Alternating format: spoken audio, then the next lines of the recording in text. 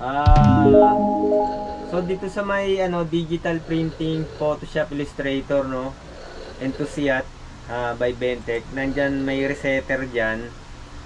So kailangan i-download ninyo, then extract. Tapos kailangan ninyong itong antivirus ninyo kasi madedetect siyang ano, no, madedetect siyang virus. So hindi mo magagamit yung resetter. Yan, ito kailangan naka-turn off yung real time, tapos ibalik nyo na lang pagkatapos. So naka-turn off siya.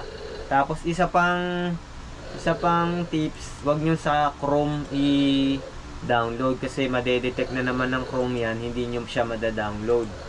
So dito nyo siya i-download sa Firefox. No, open kayo ng Firefox, no. Kailangan ulitin natin, no.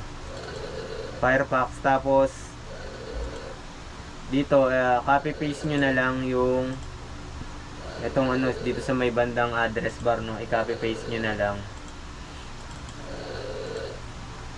yan, then hanapin ninyo sa files, no, then yung resetter hanapin ninyo na lang, nandyan yan, L3210 ito. Tapos click, then mada-download siya. And by default sa download folder yan mapupunta.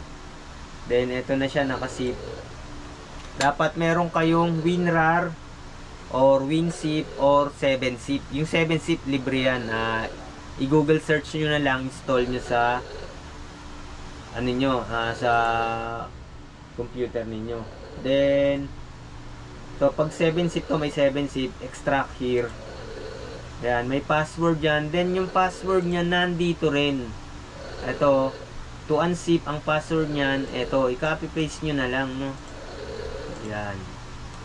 Copy paste, then okay. Install kasi nasip ko na kanina.